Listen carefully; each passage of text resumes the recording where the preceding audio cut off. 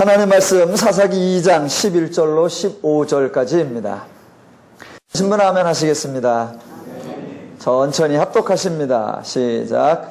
이스라엘 자손이 여호와의 목전에 악을 행하여 바알들을 섬기며 애굽 땅에서 그들을 인도하여 내신 그들의 조상들의 하나님 여호와를 버리고 다른 신들 곧 그들의 주위에 있는 백성의 신들을 따라 그들에게 절하여 여호와를 진노하시게 하였으되 곧 그들이 여호와를 버리고 바알과 아스다롯을 섬겼으므로 여호와께서 이스라엘에게 진노하사 노략하는 자의 손에 넘겨주사 그들이 노략을 당하게 하시며 또 주위에 있는 모든 대적의 손에 팔아 넘기심에 그들이 다시는 대적을 당하지 못하였으며 그들이 어디로 가든지 여호와의 손이 그들에게 재앙을 내리시니 곧 여호와께서 말씀하신 것과 같고 여호와께서 그들에게 맹세하신 것과 같아서 그들의 괴로움이 심하였더라. 아멘.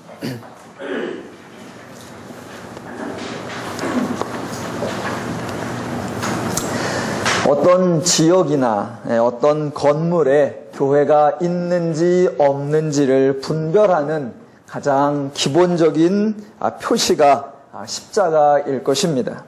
그래서 교회가 세워지면 교회들마다 대부분 교회 마당이나 아니면 옥상에 십자가를 세웠습니다. 하지만 요새는 대형 빌딩 또는 오피스 빌딩이 줄을 이루다 보니 교회가 세워져도 십자가를 세울 곳이 없어져서 이제 외관상으로는 교회가 있는지 없는지를 파악하기가 좀 힘들어졌습니다. 교회 내부에 들어와도 예전에는 교회의 특징이 있었습니다. 교회 딱 들어오면 대부분 앞에 위엄이 있어 보이는 강단이 있고 아래에는 장의자라고 하는 교회 전용 의자가 있어서 누가 들어와 봐도 여기는 교회구나 알 수 있었습니다. 그런데 요새는 예배당에 들어와 보니 앞에 강단은 없고 커다란 칠판이 있는 교회도 있고 아래에는 장의자는 없고 책상과 의자가 있어서 학원인지 교회인지 헷갈리는 교회도 있습니다. 예, 교회의 기본 이미지가 다양화되고 있는 것 같습니다. 교회에 오신 여러분들은 하나님을 믿는 분들이십니다. 여러분은 하나님 그러면 어떤 이미지가 떠오르십니까? 여기 앉아 계신 모든 분들이 하나님을 믿게 된 동기와 하나님을 믿게 된 과정이 서로 다 다르기 때문에 아마도 하나님에 대하여 가지고 있는 각 사람의 이미지 또한 매우 다양할 것입니다.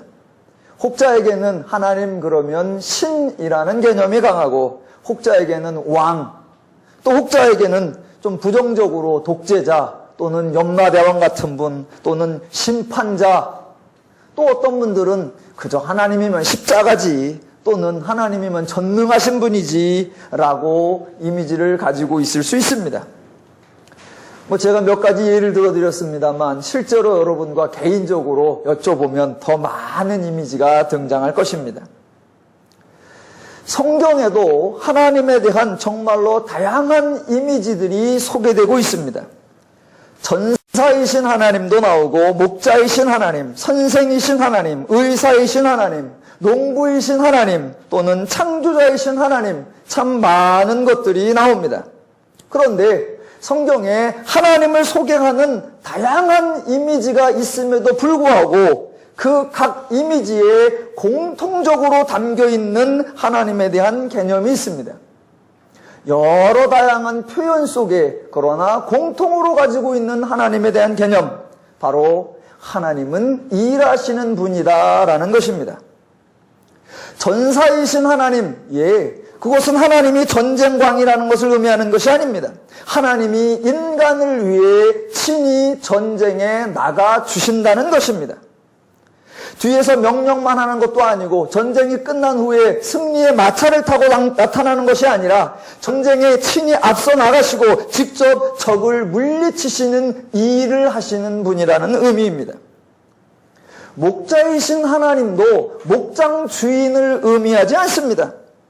목장 주인은 가끔 둘러보고 양이 총 몇 마리인가 그것만 확인하고 그 양으로 통하여 얻어진 이익금만 챙겨갑니다. 그러나 하나님은 일하시는 목자이십니다.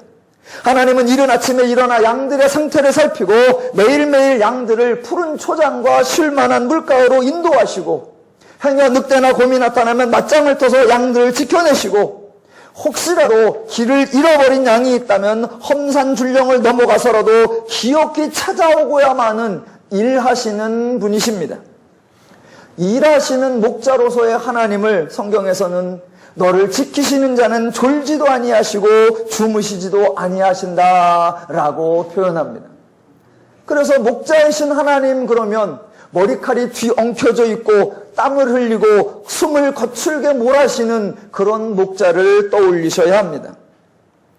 창조자이신 하나님도 하나님의 일하심을 강조합니다. 하나님이 창조하셨다고 해서 창조자의 권위를 주장하시거나 권위를 앞세우지 않습니다.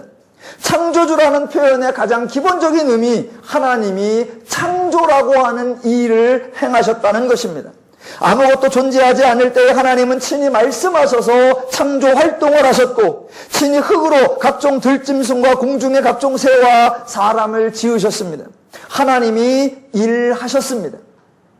지으셨다라는 그 동사가 사람들이 도예공이 도자기를 굽는 과정을 표현하는 그 묘사하는 단어와 똑같은 단어입니다. 하나님이 그렇게 일하셨다는 것을 강조하는 표현입니다.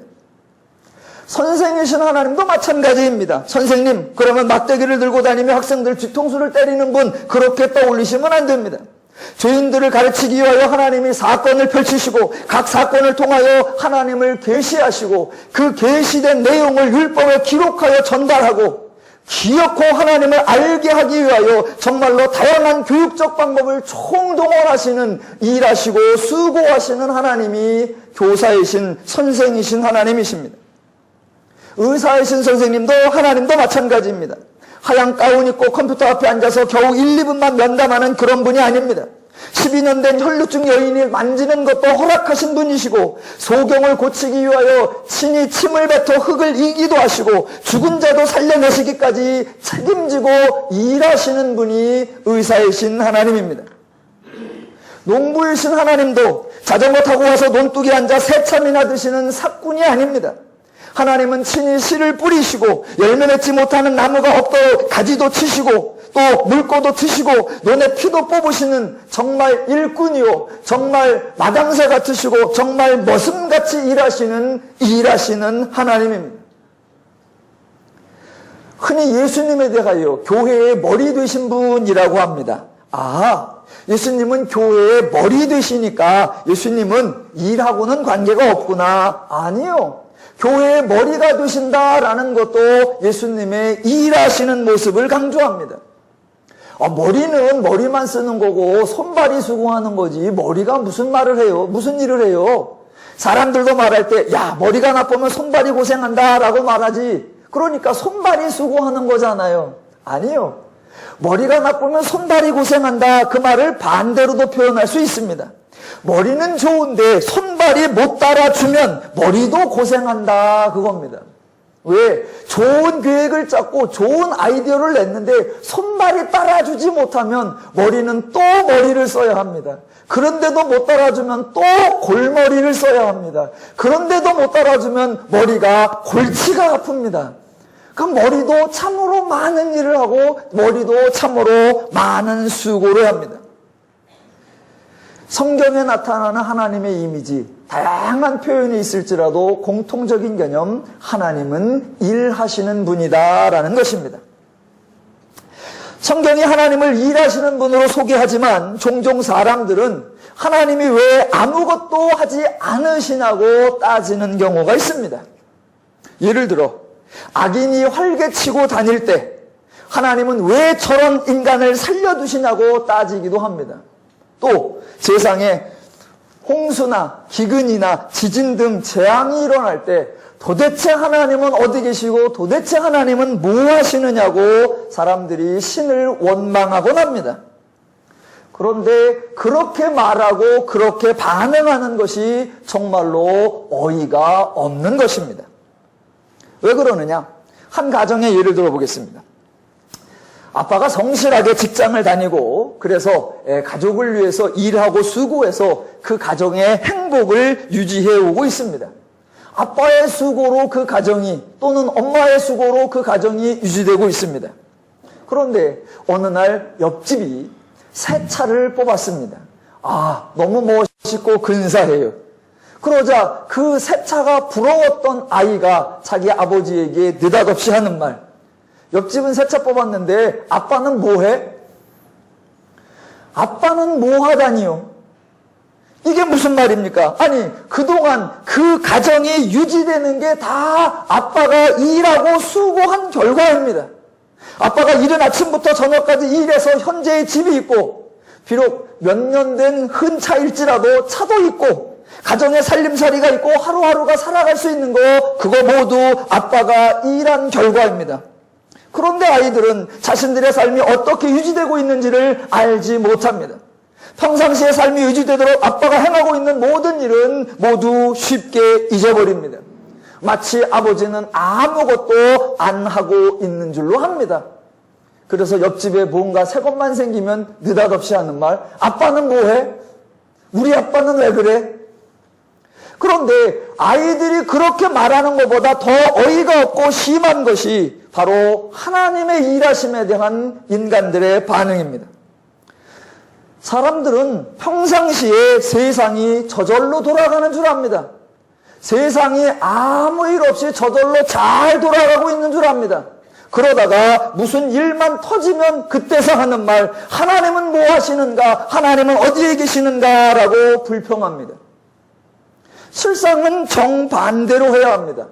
아무 일도 없을 때, 하나님이 지키고 계시는구나. 하나님이 보호하고 계시는구나. 하나님은 오늘 이런 상태가 유지되도록 하기 위하여 하나님이 일하시고 계시는구나. 라고 감사할 줄 알아야 합니다. 하나님이 일하시지 않으면 세상은 한순간도 쉴 틈이 없이 인간이 만들어내는 재앙과 재난으로 파괴될 텐데 하나님이 계속하여 보호하시고 고치시고 막아주고 계시기 때문에 현재 모습이라도 유지되고 있는 줄로 알아야 합니다. 하나님하고 슈퍼맨하고 있습니다. 그러면 대부분의 사람들은 하나님을 좋아할까요? 슈퍼맨을 좋아할까요? 슈퍼맨을 좋아합니다. 왜냐? 멋있잖아요. 일단 날아가는 게 자세가 나오잖아요. 또 슈퍼맨이 역할이 멋있잖아요. 재난이 있을 때, 어려운 일이 있을 때 꼭 나타나서 구해주잖아요. 그러니까 사람들은 하나님과 슈퍼맨 중에 슈퍼맨을 좋아합니다. 그러나 실상은 그렇지 않습니다. 여러분, 하나님과 슈퍼맨의 근본적 차이점이 뭔지 아십니까? 하나님은 BS를 해주시고 슈퍼맨은 AS를 해주신다는 겁니다. 무슨 말이냐? 하나님에게는 뜻과 섭리가 있습니다. 그래서 하나님은 미리 계획하시고 일을 책임지고 진행하셔서 만연의 사태에 하나님께서는 예방을 해주십니다. 그래서 영어로 하면 Before Service, 그래서 BS. 그게 하나님이십니다. 그런데 슈퍼맨은 뜻이 없고 개념이 없고 원리가 없고 의지가 없습니다.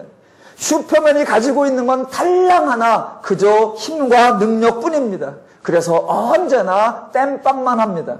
그래서 영어로 하면 슈퍼맨은 After Service AS입니다. 그런데 세상 사람들은 죄인이라 AS만 알지 Before Service BS를 모릅니다. 저 여러분은 성도이니까 하나님의 BS를 아시고 BS에 감사하시기를 주님의 이름으로 축원합니다. 하나님에 대해서 떠오르는 이미지가 뭐냐고 물으면 아마 어떤 분은 하나님 말씀하시는 분, 하나님의 말씀이라고 하시는 분도 있을 겁니다.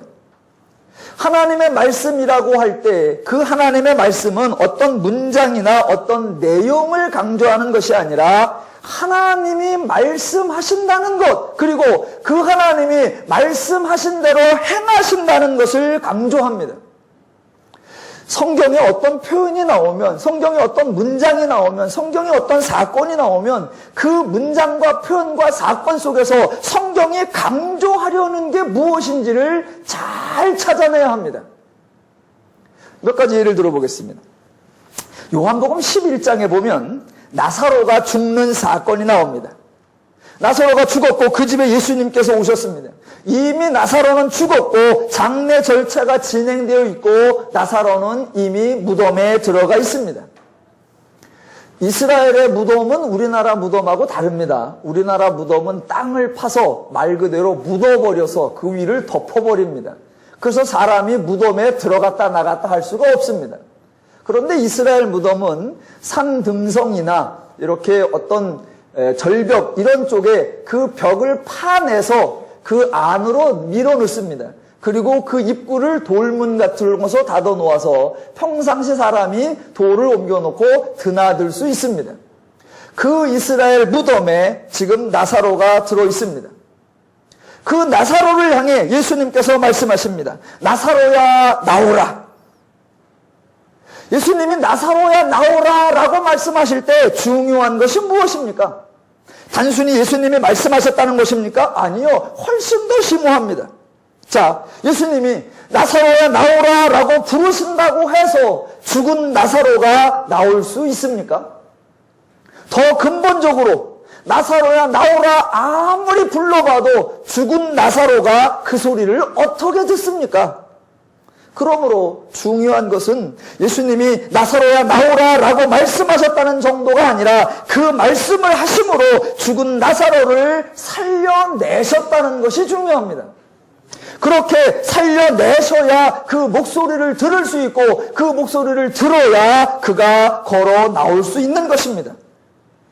예수님이 말씀하셨다고 해서 예수님이 이런 말을 했구나 저런 말을 했구나 그것이 아니라 그 말씀이 이루어지도록 하나님이나 예수님이 친히 수고하고 일하시고 역사하신다는 것, 그게 성경의 강조점입니다. 하나 더 볼까요? 사람들이 성경의 강조점을 너무 쉽게 오해하고 너무 쉽게 왜곡하는 것. 재미있는 사건 하나 예를 들어보겠습니다. 민수기 21장에 가보면 놋뱀 사건이 나옵니다. 이스라엘 백성이 광야를 지나가면서 마음이 상해서 하나님께 원망을 했습니다. 먹을 것도 없고 너무나 힘들고 어렵다고 불평을 했습니다. 그러자 백성들 가운데 불뱀들이 나와서 백성을 물어서 이스라엘 백성 중에 많은 자가 죽게 되었습니다. 그때 하나님이 하시는 말씀 8절, 여호와께서 모세에게 이르시되 불뱀을 만들어 장대 위에 매달아라. 물린 자마다 그것을 보면 살리라. 모세가 놋뱀을 만들어 장대 위에 다니 뱀에게 물린 자가 놋뱀을 쳐다본 즉 모두 살더라 라고 나옵니다. 이 사건에서 중요한 것은 무엇일까요? 하나님이 놋뱀을 만들어 놓았더니 사람들이 모두 쳐다보고 살더라 라는 이스라엘의 백성들이 그것을 쳐다보았다는 행위가 강조되는 것일까요? 아니요.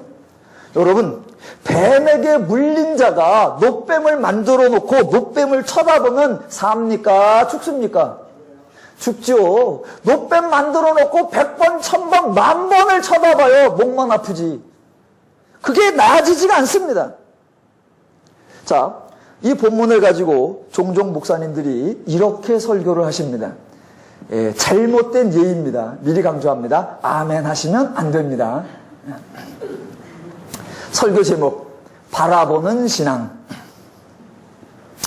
여러분, 인생의 성공과 실패를 결정하는 것은 바로 자기 자신입니다.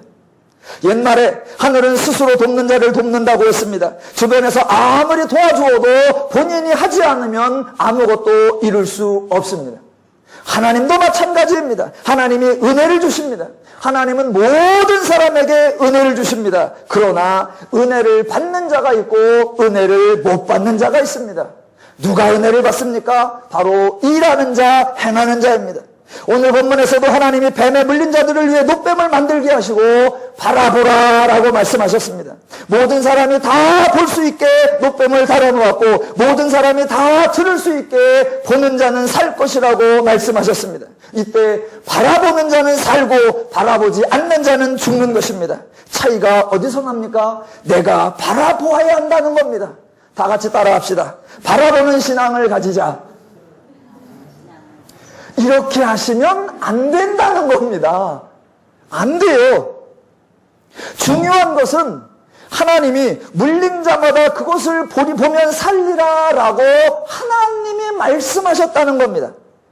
마치 쳐다보면 살고 안 쳐다보면 죽는다는 인간의 행동이 조건으로 제시된 것이 없습니다. 하나님은 방법만 제안하고 결과는 각 사람의 행동에 달려있는 것 절대로 아닙니다. 여러분, 뱀에 물려서 지금 죽어가고 있는데 하나님께서 보는 자는 살리라 라고 말씀하실 때 그 말씀에 이의를 달고 에이 과연 보는 대로 살까라고 그것의 여부를 따질 사람이 있겠습니까? 없습니다. 이미 뱀에 물려 죽어가는 사람은 그런 상황에서는 어떤 사람이 말하든 어떤 말을 하든 어떤 어려운 조건을 제시하든 모든 사람이 일단 다 행할 것입니다. 그래서 하나님이 노뱀을 만들고 보는 자는 살리라 라고 말할 때 핵심은 사람들이 쳐다봤다는 것이 아니고 하나님이 보면 살리라 라고 살 길을 열어주셨다는 것, 그것이 강조입니다.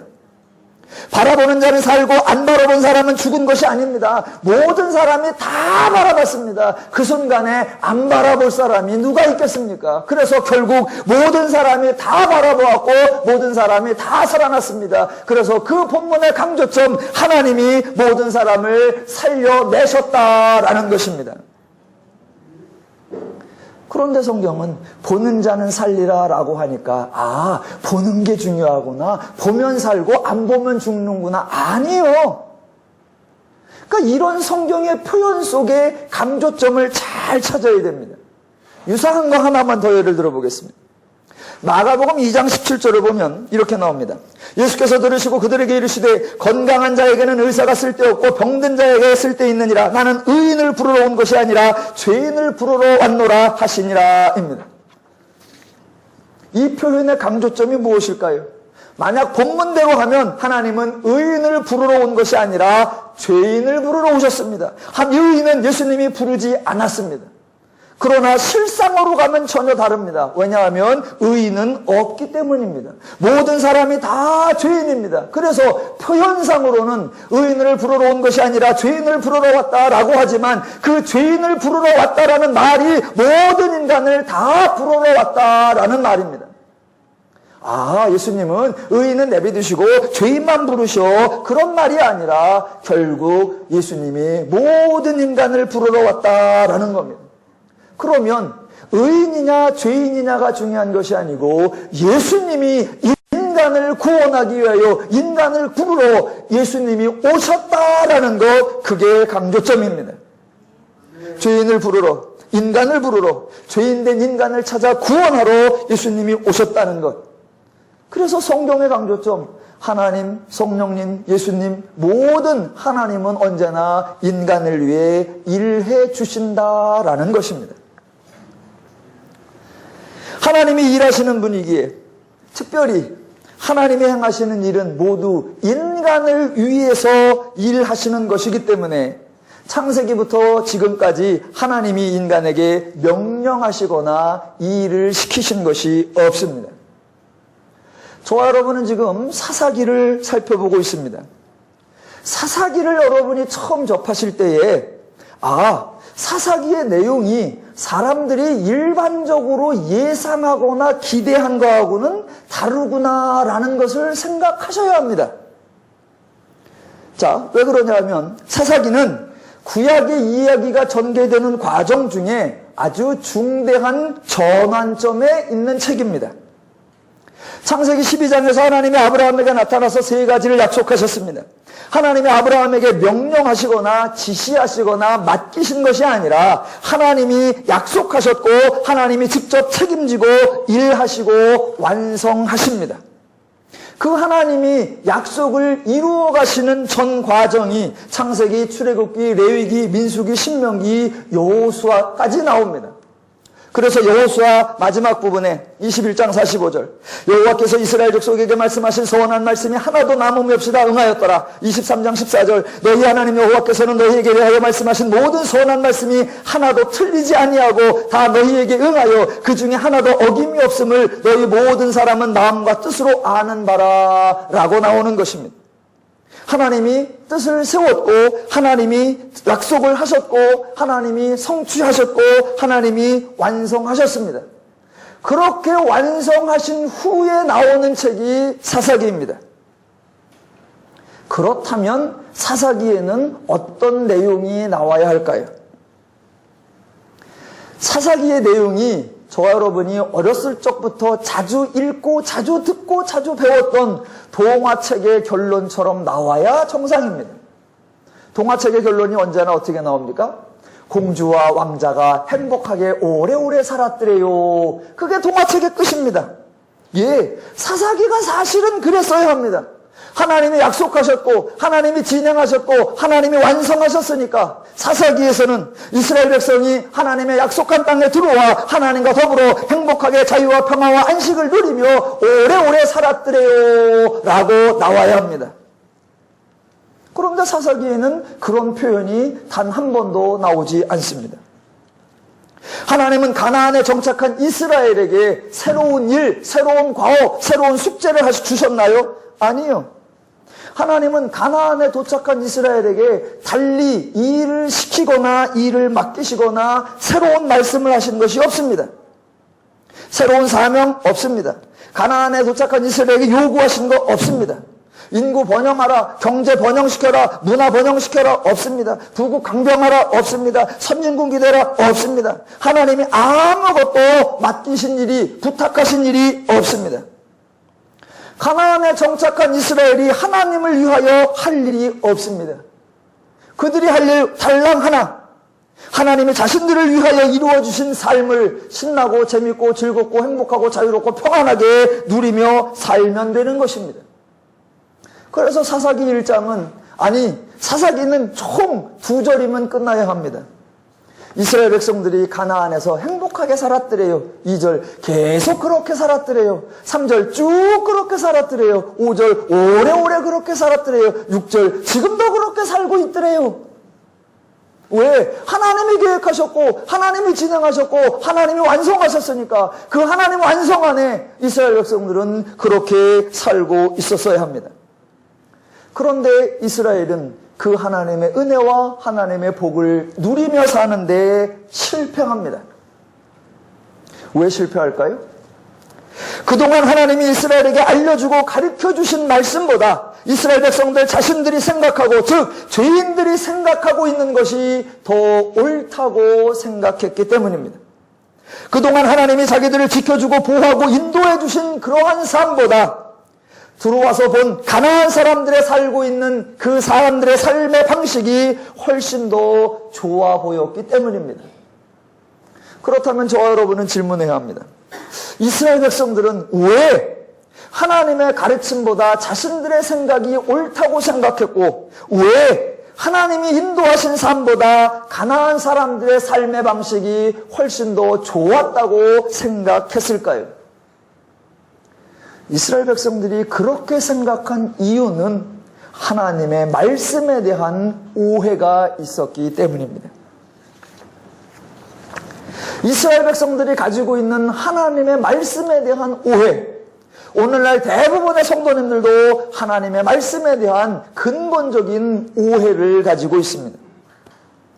인간이 죄인이었고 또 저와 여러분이 지금은 구원받아 성도이지만 아직도 죄적 사고방식이 많이 남아있기 때문에 성경을 읽을 때, 성경을 대할 때, 하나님의 말씀을 대할 때 하나님 방식으로 이해해야 하는데 하나님 말씀을 하나님 방식으로가 아니라 늘 죄의 사고방식으로 오해하는 경우가 많다는 것입니다.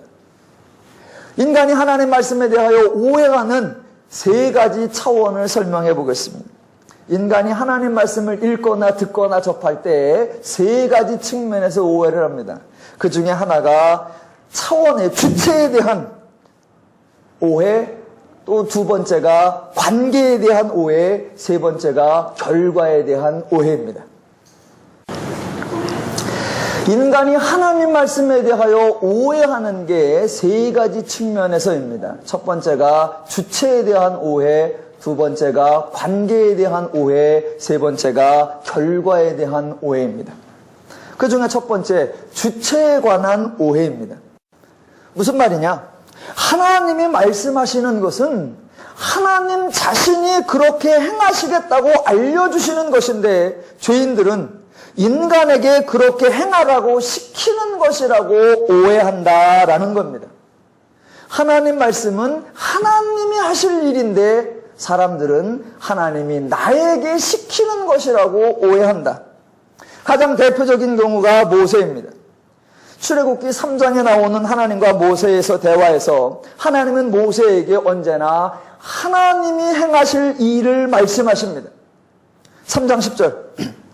이제 내가 너를 바로에게 보내어 너에게 내 백성 이스라엘 자손을 애굽에서 인도하여 내게 하리라.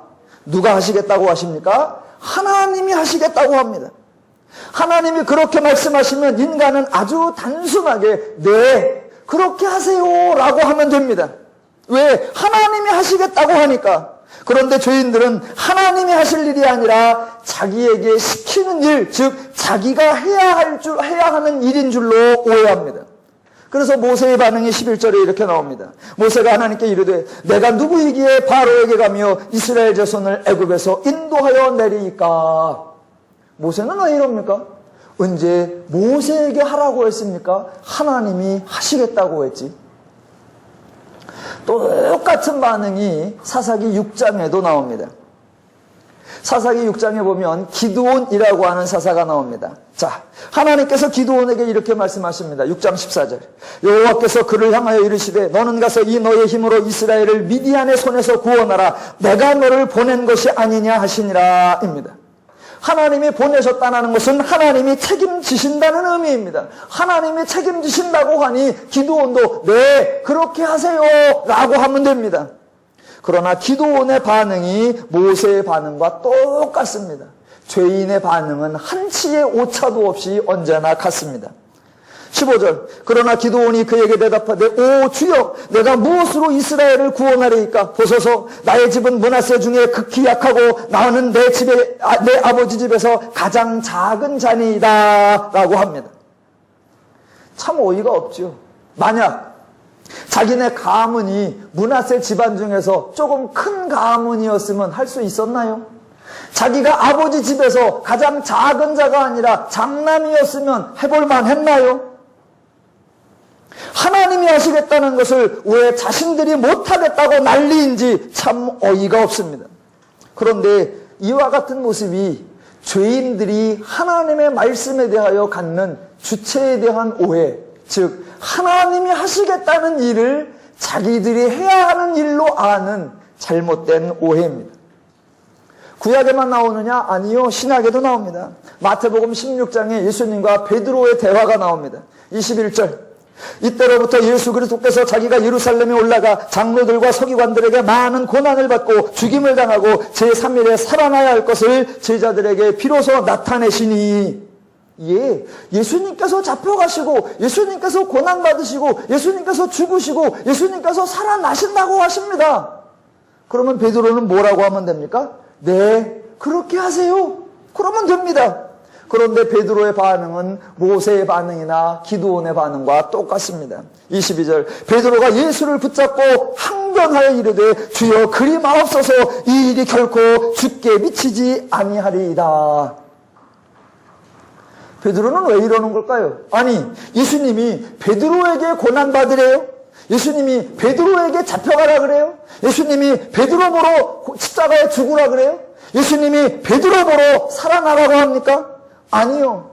그렇다면 예수님이 야, 내가 죽을 테니까 베드로야, 네가 3일 만에 나 좀 살려내라 그렇게 말씀하시나요? 아니요. 예수님이 예루살렘에 올라가고 예수님이 고난받고 예수님이 죽임당하고 예수님이 3일에 살아나겠다고 하십니다.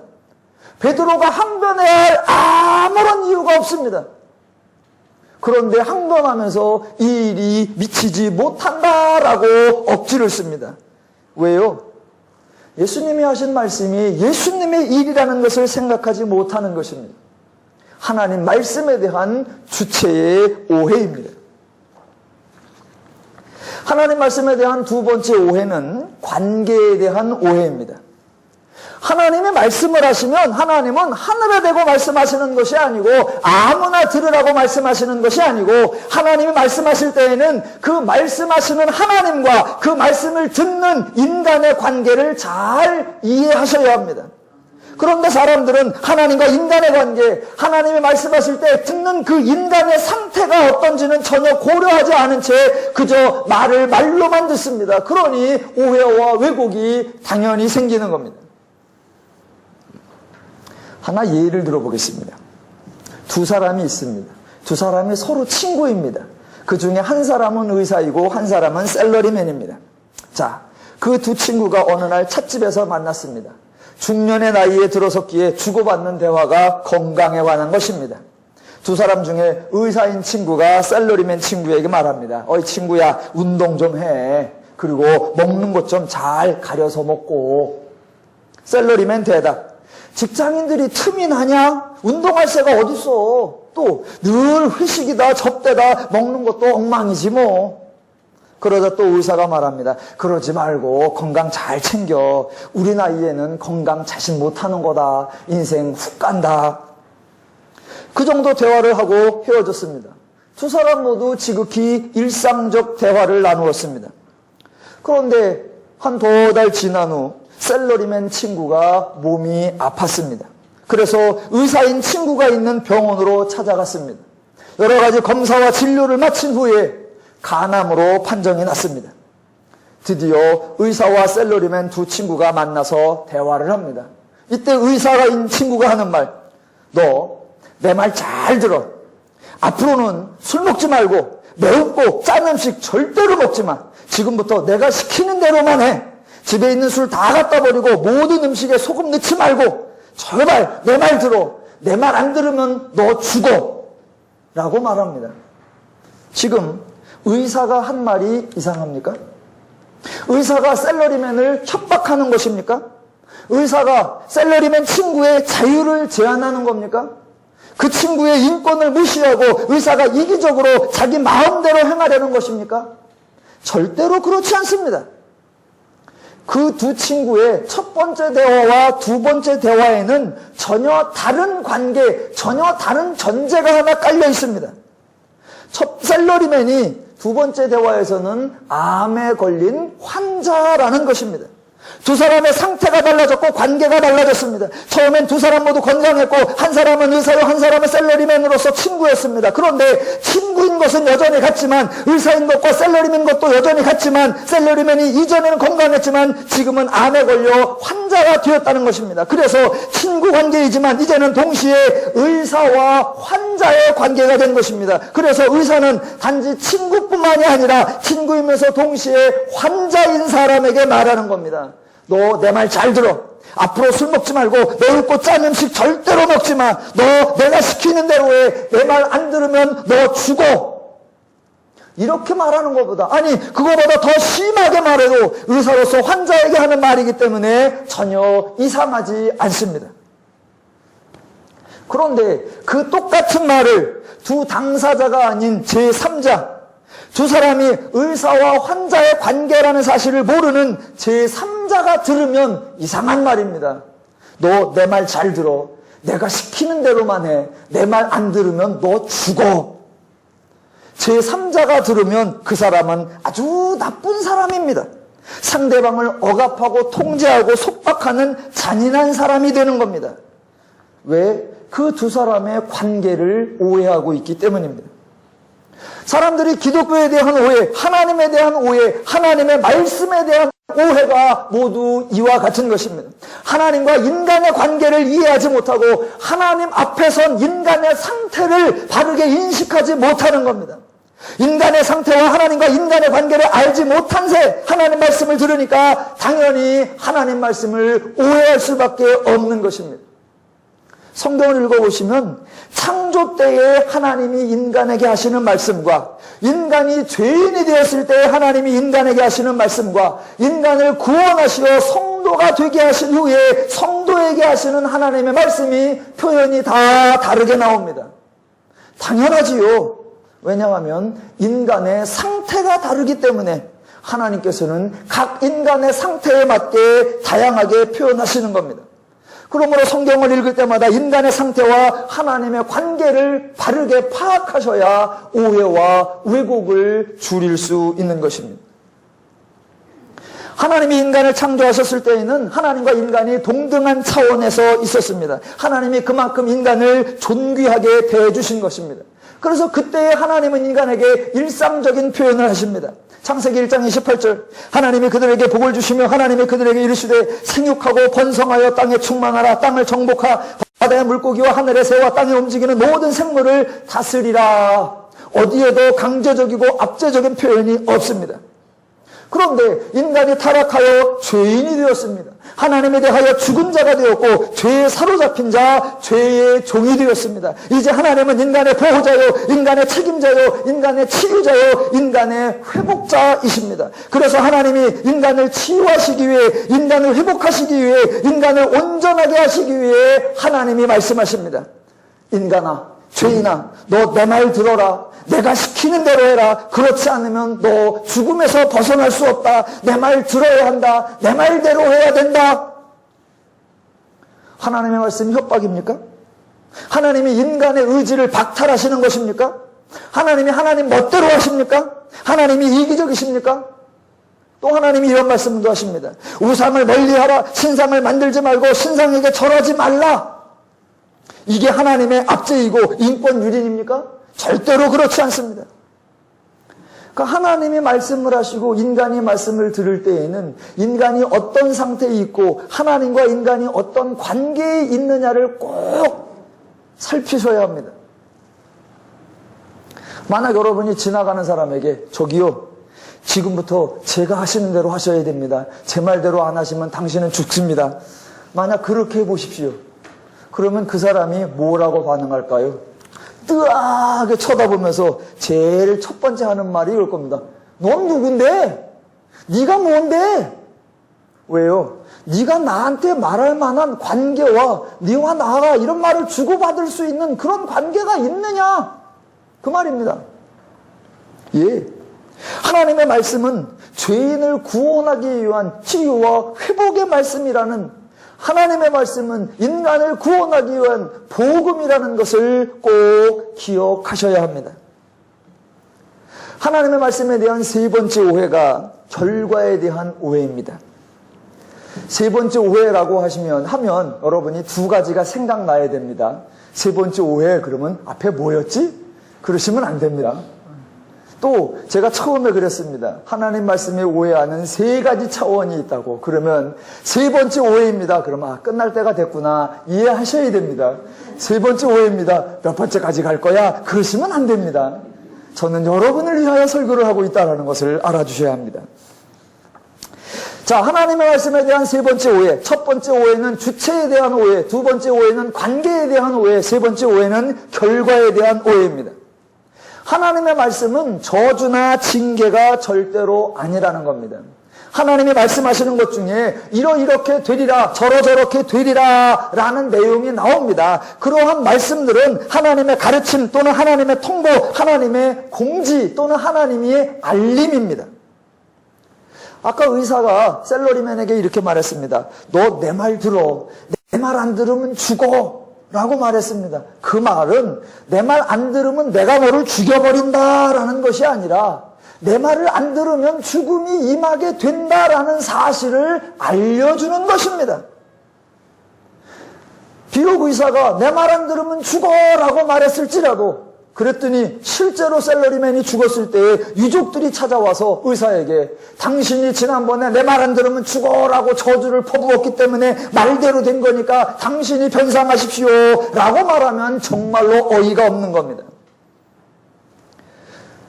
하나님의 말씀은 인간을 회복하고 치유하기 위한 말씀이고, 그것을 안 들었을 경우에 임하게 될, 당연히 나타나게 될 결과에 대하여 하나님이 미리 알려주시는 겁니다. 그러니까 혹시 인간에게 어떠한 곤고한 상태나 곤고한 상황이 임했다면 그것은 하나님의 치유를 위한 가르침, 하나님의 회복을 위한 제안, 하나님의 온전하게 하도록 하는 방침을 따르지 않았을 때 임하는 당연한 결과인 겁니다. 사람들은 환자에 대한 의사의 처방에 대해서는 잘 알면서도 죄인에 대한 하나님의 처방에 대해서는 전혀 알지를 못하고 모두 하나님의 징계요, 하나님의 저주라고 오해하고 왜곡합니다. 하나님은 치유를 위해, 회복을 위해, 구원을 위해 말씀하셨는데 죄인들은 정말로 징그럽게 말씀을 듣지 않고 말씀을 따르지 않습니다. 치유와 회복을 위한 말씀을 따르지 않으니 그 결과가 당연하게 임하는 것, 그게 오늘 본문 14절, 15절입니다. 여호와께서 이스라엘에게 진노하사 노략하는 자의 손에 넘겨주사 그들이 노략을 당하게 하시며 또 주위에 있는 모든 대적의 손에 팔아넘기심에 그들이 다시는 대적을 당하지 못하였으며 그들이 어디로 가든지 여호와의 손이 그들에게 재앙을 내리시니 곧 여호와께서 말씀하신 것과 같고 여호와께서 그들에게 맹세하신 것과 같아서 그들의 괴로움이 심하였더라. 이 본문을 오해하시면 안 됩니다. 이스라엘이 하나님 말씀을 안 들었다고 하나님이 진노하셨구나. 하나님이 진노하셔서 노략자의 손에 넘기셨구나. 대적자에게 팔아넘기셨구나 라고 생각하시면 안 됩니다. 하나님이 하나님 말씀 안 들었다고 쪼잔하게 보복하시는구나 오해하시면 안 됩니다.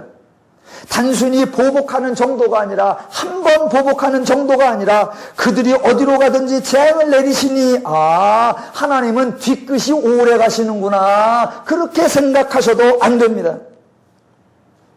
하나님의 진노와 하나님의 재앙 때문에 이스라엘은 괴로움이 심한데 그때 도대체 하나님은 뭐 하시고 계시느냐라고 따지시면 안 됩니다. 말 안 듣는다고 진노와 재앙을 내리시는 그런 하나님이 무슨 사랑의 하나님이냐라고 투정해서도 안 됩니다. 그렇게 말하는 것은 하나님에 대한 오해, 인간의 상태에 대한 오해, 하나님의 말씀의 성격에 대한 오해입니다. 이스라엘의 괴로움이 심하였다고 했습니다. 이스라엘의 괴로움이 심한 그 순간에 이스라엘보다 더 심한 괴로움을 앓고 계시는 분이 바로 하나님이심을 기억하셔야 합니다. 하나님은 이스라엘의 책임자요, 하나님은 이스라엘의 보호자이시기 때문에 자기 백성된 이스라엘이 괴로움에 처해 있는 것에 대하여 하나님은 더더욱 안타깝고 민망하고 긍휼하고 불쌍한 마음이 드시는 겁니다. 하나님은 치유와 회복과 온전함을 위한 가르침을 주셨는데 그 말씀을 따르지 아니하고 하나님이 임할 경고도 하나님이 그들에게 임할 결과도 다 알려주셨는데 그걸 거부하고 하나님을 버리더니 기어코 그 결과에 처하고 그 곤고함에 빠져있는 그 모습을 보면서 하나님은 정작 당하고 있는 이스라엘보다 더 심하게 더 안타깝게 몸살을 앓고 계시는 겁니다. 그래서 그들을 향하여 하나님이 행하시는 또 다른 조치, 그게 16절. 여호와께서 사사들을 세우사 노략자들의 손에서 그들을 구원하게 하셨으니, 즉 하나님은 하나님의 말씀을 거부하고 하나님의 경고하심을 부인하여 그래서 그 하나님의 경고에 처하게 된 그들을 향해 하나님은 또다시 은혜를 베푸시는 좋으신 하나님인 줄로 믿습니다. 혹자들이 오늘 본문 14절, 15절에 나오는 표현은 그대로 읽어버립니다. 하나님이 진노하셨구나. 하나님이 재앙을 내리셨구나. 하나님한테 한번 밉보이니까 되는 일이었구나. 왜? 하나님이 얼마나 줄기차게 따라오시는지, 어디를 가든지, 무슨 일을 하든지, 하나님이 한번 죄를 뿌리시면 하나님은 영원토록 뿌리시는구나. 하나님 앞에 한번 찍히면 끝장이구나. 세상에서 가장 무서운 죄가 괘씸죄라고 하더니 바로 이거구나. 그러시면 안 됩니다. 오늘 14절, 15절은 하나님의 알림, 하나님의 통보를 무시한 채 그들이 자기들 스스로의 방식을 따라 행한 결과일 뿐이고 그 결과를 보시고 하나님이 행하시는 것은 16절 이하부터 또 은혜를 주시고 또 은혜를 주시고 또 구원을 베푸시고 또 사랑을 베푸셔서 기어코 치유시키고야만은, 기어코 구원하시고야만은 하나님의 사랑인 줄로 믿습니다. 아멘. 죄인들이 성경을 오해하는 것은 당연합니다. 세상 사람들이 하나님을 오해하는 것도 당연합니다. 그러나 저와 여러분은 성도입니다. 성도된 저와 여러분은 성경을 읽으셔야 하고 지금부터는 아멘 하십시오. 성경을 읽으셔야 하고, 아까는 아멘 하시면 안 된다 그랬으니까 그때는 안 하셔야 되고, 지금은 이제 하셔야 됩니다. 성도는 성경을 읽으셔야 하고, 하나님을 바르게 아셔야 하고, 하나님의 뜻을 바르게 이해하셔야 합니다. 세상 종교는 신에 대한 두려움에서 시작하지만 기독교 신앙은 나를 위해 행하신 하나님의 사역에 대한 감사에서 시작하는 겁니다. 성경을 통해 하나님을 아시고 하나님으로 인한 행복과 즐겁고 신나고 자유롭고 평안하고 멋진 신앙의 삶을 날마다 누려가시기를 주님의 이름으로 축원합니다. 기도하겠습니다.